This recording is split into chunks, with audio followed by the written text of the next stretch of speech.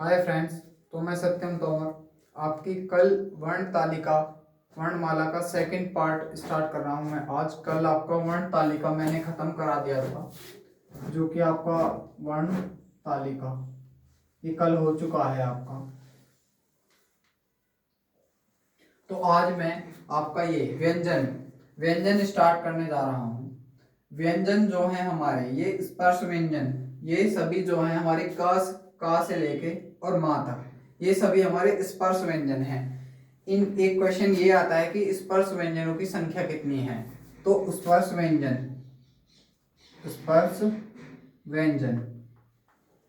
कुल कितने स्पर्श व्यंजन होते हैं? तो हमारे 25 स्पर्श व्यंजन होते हैं। देखिए वो कैसे, 1 2 3 4 5 और 5 5 पूरे 25, ये आपके 25 होते हैं स्पर्श व्यंजन।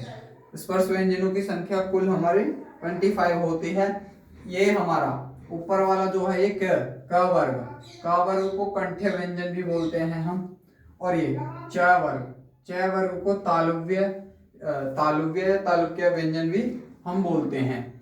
और ये ट वर्ग वाले सभी व्यंजन हमारे मूर्धन्य व्यंजन, जिनमें जेवा हमारी मुड़े, वो मूर्धन्य व्यंजन कहलाते हैं। टा ठा डा ढ अण, ये हमारे मूर्धन्य व्यंजन कहलाते हैं। और शावी, ये हमारा मूर्धन्य व्यंजन के अंतर्गत आते हैं।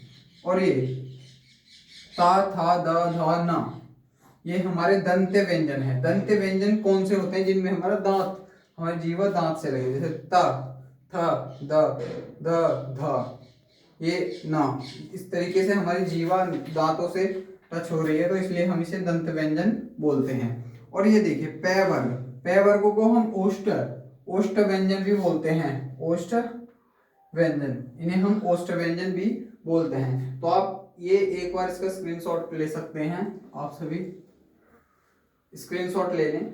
और ये देखिए, जो हमारा पहला वर्ग और दूसरा, ये दोनों हमारे अघोष होते हैं। और ये पीछे वाले लास्ट वाले तीनों, ये लास्ट वाले तीनों 3 4 और 5, ये हमारे सघोष होते हैं। अघोष और सघोष, अघोष में घोष मतलब जिनमें थोड़ा वाइब्रेशन हो, जिनमें थोड़ा सा वाइब्रेशन होता है। जैसे का बोलो, देखो आपका सिंपली का आवाज निकल रही है, और आप यहीं ग बोले तो आपके कंठ से थोड़ा सा वाइब्रेट होगा कंठ, तो इसलिए हम इन्हें क्या बोलते हैं? ये वाले हमारे सघोष वर्ण होते हैं।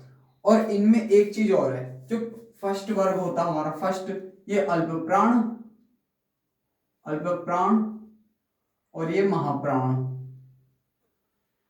और ये अल्प प्राण, फिर महाप्राण, फिर अल्प प्राण, और फिर अल्प प्राण। इस तरीके से ये हमारे अल्प प्राण और महाप्राण होते हैं। तो ये हमारे अल्प प्राण और महाप्राण, इस तरीके से हमारा सीक्वेंस चलता है। पहला अल्प प्राण, और फिर सेकंड महाप्राण, फिर अल्प प्राण, फिर महाप्राण, फिर अल्प प्राण।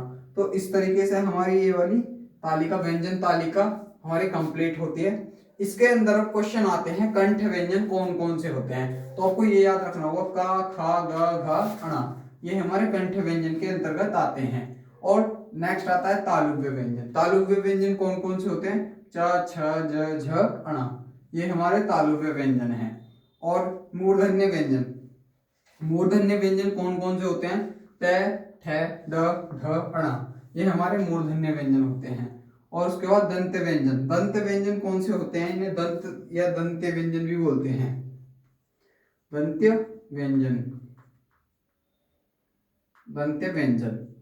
व्यंजन जिनमें दांत हमारे टच करें जीवा को, तो त थ द ध न। आप एक एक्सपेरिमेंट मतलब इस तरीके से करके देखिए, एक बार यूज में लाइए, त बोलिए, देखो ऊपर वाले दांतों से टच हो रहा है, तो इसलिए हमारे ये दंत व्यंजन होंगे। और ये प फ ब भ म, ये हमारे ओष्ठ व्यंजन होते हैं। हाँ, तो आपने ये हमारी क्लास देखी होगी। अब हम आपसे विदा लेना चाहेंगे, तो हमारे चैनल को लाइक और सब्सक्राइब एंड शेयर करें।